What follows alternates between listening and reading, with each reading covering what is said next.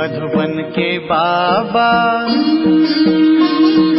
मधुबन के बाबा मुरली वाले, आपका क्या कहना, आपका क्या कहना। ओम शांति। आज 27 फरवरी 2026 के साकार मधुर महावाक्य हैं। आज मीठे मीठे बाप दादा बोले, मीठे बच्चे, तुम इस कब्रिस्तान को परिस्तान बना रहे हो, इसलिए तुम्हारा इस पुरानी दुनिया कब्रिस्तान से पूरा पूरा वैराग्य चाहिए। बाबा ने कहा, मीठे बच्चे, तुम इस कब्रिस्तान को परिस्तान बना रहे हो, इसलिए तुम्हारा इस पुरानी दुनिया कब्रिस्तान से पूरा पूरा वैराग्य चाहिए। बाबा ने आज प्रश्न पूछा कि बेहद का बाप अपने रूहानी बच्चों का वंडरफुल सर्वेंट है, कैसे? और उत्तर में बाबा कहते, बच्चे, मैं तुम्हारा धोबी हूँ। तुम बच्चों के तो क्या, सारी दुनिया के छीछी गंदे वस्त्र सेकंड में साफ कर देता हूँ। आत्मा रूपी वस्त्र स्वच्छ बनने से शरीर भी शुद्ध मिलता है।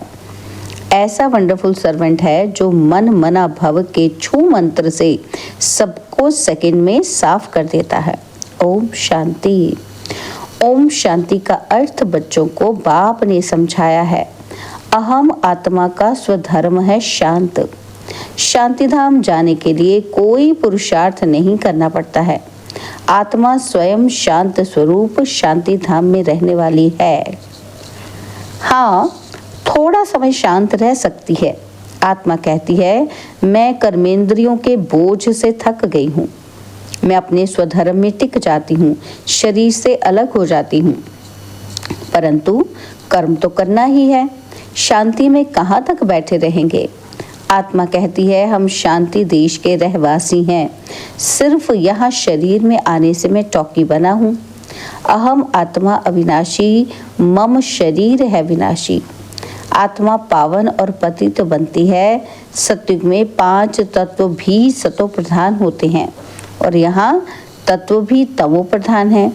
सोने में खाद पड़ने से सोना पतित बन जाता है और फिर उसको साफ करने के लिए आग में डाला जाता है। इनका नाम ही है योग अग्नि। दुनिया में तो अनेक प्रकार के हठ योग आदि सिखलाते हैं, उनको योग अग्नि नहीं कहा जाता है। योग अग्नि यह है जिससे पाप जलते हैं। आत्मा को पतित से पावन बनाने वाला परमात्मा है।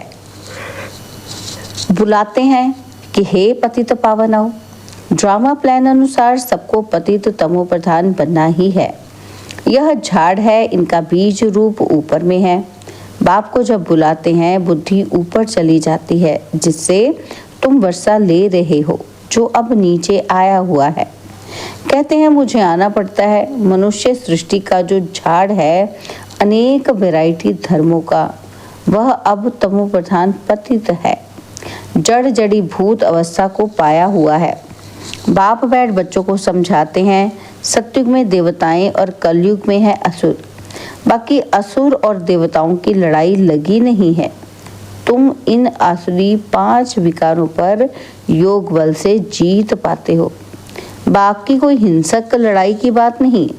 तुम कोई भी प्रकार से हिंसा नहीं करते हो, कभी किसी को हाथ भी नहीं लगाएंगे। तुम डबल अहिंसक हो। काम कटारी चलाना ये तो सबसे बड़ा पाप है। बाप कहते हैं, यह काम कटारी आदि मध्य अंत दुख देती है। विकार में नहीं जाना चाहिए। देवताओं के आगे महिमा गाते हैं ना। कौन सी महिमा गाते हैं? कि आप सर्व गुण संपन्न, 16 कला संपूर्ण निर्विकारी हो। आत्मा कहती है कि हम पतित बने हैं, तभी तो बुलाते हैं कि हे पतित पावन आओ। जब पावन है तब तो कोई को बुलाते ही नहीं, उनको स्वर्ग कहा जाता है। यहाँ तो साधु संत आदि कितनी धुन लगाते हैं कि हे पतित पावन सीताराम। बाप कहते हैं इस समय सारी दुनिया पतित है, इसमें भी किसी का दोष नहीं है। ये ड्रामा बना बनाया है। जब तक मैं आऊं इन्हों को अपना पाठ बजाना है। ज्ञान और भक्ति, फिर है वैराग्य। पुरानी दुनिया से वैराग्य, यह है बेहद का वैराग्य, और उन्हों का है हद का वैराग्य। तुम जानते हो कि ये पुरानी दुनिया अब खत्म होनी है। नया घर बनाते हैं तो पुराने घर से वैराग्य हो जाता है ना। तो बेहद का बाप कहते हैं, अभी तुमको स्वर्ग रूपी घर बनाकर देता हूँ। अभी तो है नर्क, स्वर्ग है नई दुनिया, और नई पुरानी दुनिया, और अभी पुरानी दुनिया में रह हम नई दुनिया बना रहे हैं। पुराने कब्रिस्तान पर हम परिस्तान बनाएंगे, यही जमुना का कंठा होगा, इस पर महल बनेंगे, यही दिल्ली जमुना नदी आदि होगी। बाकी ये जो दिखाते हैं कि पांडवों के किले थे, ये सब है दंत कथाएं। ड्रामा प्लान अनुसार जरूर फिर ये बनेंगे। जैसे तुम यज्ञ तप दान आदि करते आए हो, फिर भी करना होगा।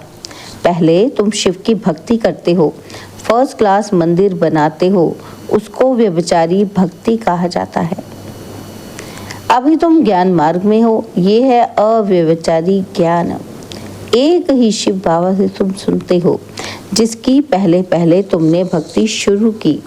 उस समय और कोई धर्म होते ही नहीं, तुम ही होते हो। तुम बहुत सुखी रहते, देवता धर्म बहुत सुख देने वाला है। नाम लेने से मुख मीठा हो जाता है। तो तुम एक बाप से ही ज्ञान सुनते हो। बाप कहते हैं और कोई से ना सुनो, ये है तुम्हारा अव्यभिचारी ज्ञान। बेहद के बाप के तुम बने हो, बाप से ही वर्षा मिलेगा। नंबरवार पुरुषार्थ अनुसार बाप भी थोड़े समय के लिए साकार में आया हुआ है। कहते हैं मुझे ही तुम बच्चों को ज्ञान देना है। मेरा स्थायी शरीर है नहीं, मैं इनमें प्रवेश करता हूँ। शिव जयंती से फिर झट गीता जयंती हो जाती है, उनसे ही ज्ञान शुरू कर देते हैं। ये रूहानी विद्या तुमको सुप्रीम रूह ही दे रहे हैं।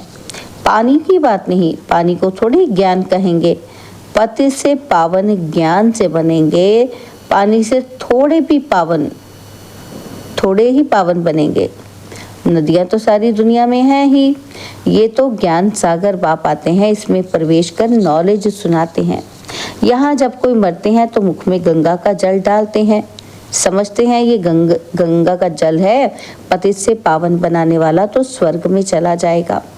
यहाँ भी गौमुख पर जाते हैं, वास्तव में गौमुख तो तुम चैतन्य हो। तुम्हारे मुख से ज्ञान अमृत निकलता है, गौ से दूध मिलता है, पानी की तो बात ही नहीं। ये अभी तुमको पता पड़ा है। तुम जानते हो कि ड्रामा में जो एक बार हो गया है वो फिर 5000 वर्ष के बाद होगा, हूबहू रिपीट होगा। ये बाप बैठ समझाते हैं, जो सभी का सदगति दाता है। अभी तो सब दुर्गति में पड़े हैं, आगे तुम नहीं जानते थे कि रावण को क्यों जलाते हैं। अभी तुम समझते हो बेहद का दशहरा होना है। सारी सृष्टि पर रावण राज्य है ना। ये सारी जो पृथ्वी है वो लंका है। रावण कोई हद में नहीं रहता, रावण का राज्य सारी सृष्टि में है। भक्ति भी आधा कल्प चलती है। पहले होती है अव्यभिचारी भक्ति और फिर व्यभिचारी, फिर व्यभिचारी भक्ति शुरू होती है।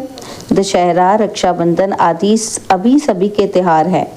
शिव जयंती के बाद होती है श्री कृष्ण जयंती। अभी कृष्णपुरी स्थापन होती है। आज कंसपुरी में है और कल कृष्णपुरी में होंगे। श्री कृष्ण थोड़े ही यहाँ हो सकता है। श्री कृष्ण जन्म लेते ही है सत्युग में, वो है फर्स्ट प्रिंस। स्कूल में पढ़ने जाते हैं, जब बड़ा होता है तब गद्दी का मालिक बनता है। बाकी ये रासलीला आदि वो तो आपस में खुशी मनाते होंगे। बाकी श्री कृष्ण किसी को बैठ ज्ञान सुनाए, ये हो कैसे सकता। सारी महिमा एक शिव बाबा की है, जो पतितों को पावन बनाते हैं। तुम कोई बड़े ऑफिसर्स को समझाओ तो कहेंगे आप राइट कहती हो, परंतु वह और किसी को सुना न सके, उनकी बात कोई सुनेगा ही नहीं। बीके बना और सब कहेंगे इनको तो जादू लग गया है। बीके का नाम सुना बस समझते हैं कि ये जादू करती होंगी। थोड़ा किसी को ज्ञान दो तो कह देते हैं कि बीके जादू लगाती हैं। बस ये तो सिवाय अपने दादा के और किसी की नहीं मानती। भक्ति आदि कुछ करती ही नहीं। बाबा तो कहते हैं किसी को मना नहीं करना है कि भक्ति ना करो, आप ही छूट जाएगी। तुम भक्ति छोड़ते हो, विकार छोड़ते हो, इस पर ही हंगामा होता है ना। बाबा ने कहा, मैं रुद्र ज्ञान यज्ञ रचता हूँ, इसमें आसुरी संप्रदाय के विघ्न पड़ते हैं। ये है शिव बाबा का बेहद का यज्ञ, जिसमें मनुष्य से देवता बनते हैं। गाया भी हुआ है, ज्ञान यज्ञ से ज्वाला प्रज्वलित हुई। जब पुरानी दुनिया का विनाश हो तब तुम नई दुनिया में राज्य करेंगे।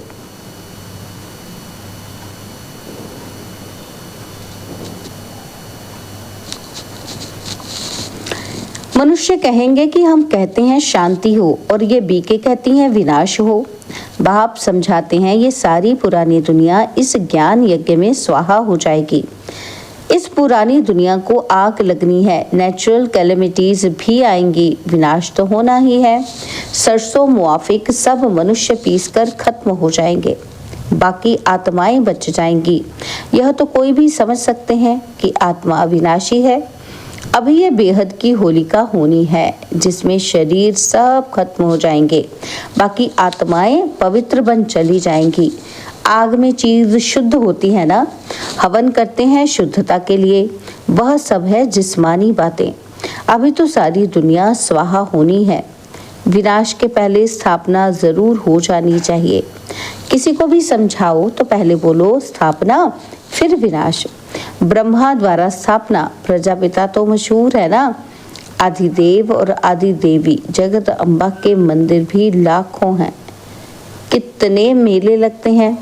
तुम हो जगत अम्बा के बच्चे, ज्ञान ज्ञानेश्वरी फिर बनेंगे राजेश्वरी। तुम बहुत धनवान बनते हो, फिर भक्ति मार्ग में लक्ष्मी से दीपमाला पर विनाशी धन मांगते हैं। यहाँ तो सब कुछ मिल जाता है, आयुष्मान भव, पुत्रवान भव। तुम जानते हो हमारी आयु 150 वर्ष की रहती है। बाप कहते हैं जितना योग लगाएंगे उतना आयु बढ़ती रहेगी। तुम ईश्वर से योग लगाकर योगेश्वर बनते हो। मनुष्य तो हैं भोगेश्वर, कहा भी जाता है विकारी मूत पलीती कपड़ धोए। बाप कहते हैं मुझे धोबी भी कहते हैं। मैं सब आत्माओं को आकर साफ करता हूँ, फिर शरीर भी नया शुद्ध मिलेगा। बाप कहते हैं मैं सेकंड में सारी दुनिया के कपड़े साफ कर लेता हूँ। सिर्फ मन मना भव होने से आत्मा और शरीर पवित्र बन जाएंगे। छू मंत्र है ना कि सेकंड में जीवन मुक्ति, कितना सहज उपाय है। बाप को याद करो तो पावन बन जाएंगे। चलते फिरते सिर्फ बाप को याद करो, और कोई जरा भी तकलीफ तुमको नहीं देता हूँ। सिर्फ याद करना है। अभी तुम्हारी एक एक सेकंड में चढ़ती कला होती है। बाप कहते हैं मैं तुम बच्चों का सर्वेंट बन आया हूँ। तुमने बुलाया ही है कि पतित पावन आओ, आकर हमको पावन बनाओ। अच्छा बच्चे, आया हूँ तो सर्वेंट फिर हुआ ना। जब तुम बहुत पतित बने हो तब ही जोर से चिल्लाते हो। अब मैं आया हूँ, मैं कल्प कल्प आकर तुम बच्चों को ये मंत्र देता हूँ। मुझे याद करो तो तुम पावन बन जाओगे। मन मना भव का अर्थ भी है मन मना भव मध्य जी भव, अर्थात बाप को याद करो तो विष्णुपुरी के मालिक बनेंगे। तुम आए ही हो विष्णुपुरी का राज्य लेने। रावणपुरी के बाद है विष्णुपुरी, कंसपुरी के बाद कृष्णपुरी। कितना सहज समझाया जाता है। बाप कहते हैं इस पुरानी दुनिया से ममत्व मिटा दो। अभी हमने 84 जन्म पूरे किए हैं, ये पुराना चोला छोड़कर हम जाएंगे नई दुनिया में। याद से ही तुम्हारे पाप कटते जाएंगे, इतनी हिम्मत करनी चाहिए। वह तो ब्रह्मा को याद करते हैं, समझते हैं ब्रह्म में लीन हो जाएंगे, परंतु ब्रह्म तो रहने का स्थान है। वो लोग तपस्या में बैठ जाते हैं, बस हम ब्रह्म में जाकर लीन हो जाएंगे, परंतु वापस तो कोई जा नहीं सकते। ब्रह्म से योग लगाने से पावन तो बनेंगे नहीं, एक भी जा न सके, पुनर्जन्म तो लेना ही है। बाप आकर सच बतलाते हैं, सचखंड सच्चा बाबा स्थापन करते हैं। रावण आकर झूठ खंड बनाते हैं। अब ये है संगम युग, इसमें तुम उत्तम से उत्तम बनते हो, इसलिए इनको पुरुषोत्तम कहा जाता है। तुम कौड़ी से हीरे जैसा बनते हो, ये है बेहद की बात। उत्तम से उत्तम मनुष्य हैं देवताएं। तो अभी पुरुषोत्तम संगम युग पर तुम बैठे हो, तुमको पुरुषोत्तम बनाने वाला है ऊंच ते ऊंच बाप, ऊंच से ऊंच स्वर्ग का वर्षा तुमको देते हैं। फिर ये तुम भूलते क्यों हो? बाप कहते हैं मुझे याद करो, बच्चे कहते हैं बाबा कृपा करो तो हम भूले नहीं। ये कैसे हो सकता? बाबा के डायरेक्शन पर चलना है। बाप कहते हैं मुझे याद करो तो तुम पतित से पावन बन जाएंगे। राय पर चलो ना, बाकी आशीर्वाद क्या करूं? अच्छा, मीठे मीठे सिकिला दे बच्चों प्रति माता पिता बाप दादा का याद, प्यार और गुड मॉर्निंग। रूहानी बाप की रूहानी बच्चों को नमस्ते। हम रूहानी बच्चों की रूहानी बाप दादाजी को दिलवा जान सिकवा प्रेम से नमस्ते। ओम शांति। प्यारे बाबा, मीठे बाबा, मेरे बाबा, शुक्रिया बाबा, शुक्रिया बाबा, शुक्रिया। धारणा के लिए मुख्य सार है, पहला पॉइंट है बाप के हर डायरेक्शन पर चलकर स्वयं को कौड़ी से हीरे जैसा बनाना है। एक बाप की याद में रह स्वयं के वस्त्रों को स्वच्छ बनाना है। और सेकंड पॉइंट है अब नए घर में चलना है, इसलिए इस पुराने घर से बेहद का वैराग्य रखना है। नशा रहे कि इस पुराने कब्रिस्तान पर हम परिस्तान बनाएंगे। वरदान, रहम की दृष्टि द्वारा घृणा दृष्टि को समाप्त करने वाले नॉलेजफुल भव। रहम की दृष्टि द्वारा घृणा दृष्टि को समाप्त करने वाले नॉलेजफुल भव।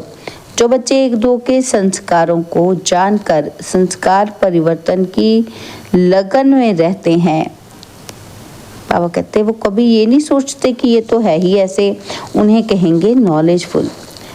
वो स्वयं को देखते हैं और निर्विघ्न रहते हैं। उनके संस्कार बाप के समान रहम दिल के होते हैं। बाप की दृष्टि घृणा दृष्टि को समाप्त कर देती है। ऐसे रहम दिल बच्चे कभी आपस में खिटखिट नहीं करते, वो सपूत बनकर सबूत देते हैं। स्लोगन है सदा परमात्मा चिंतन करने वाले ही बेफिक्र बादशाह हैं, उन्हें किसी भी प्रकार की चिंता नहीं हो सकती। बाबा के अव्यक्त इशारे, एकता और विश्वास की विशेषता द्वारा सफलता संपन्न बनो। बाबा कहते स्व उन्नति और सेवा की उन्नति दोनों में एक ने कहा दूसरे ने हाँ जी किया, ऐसे सदा एकता और दृढ़ता से बढ़ते चलो। जैसे दादियों की एकता और दृढ़ता का संगठन पक्का है, ऐसे आप रत्नों का भी संगठन पक्का है। तो संगठन की शक्ति जो चाहे वो कर सकती है। संगठन की निशानी का यादगार है 5 पांडव। अच्छा, ओम शांति।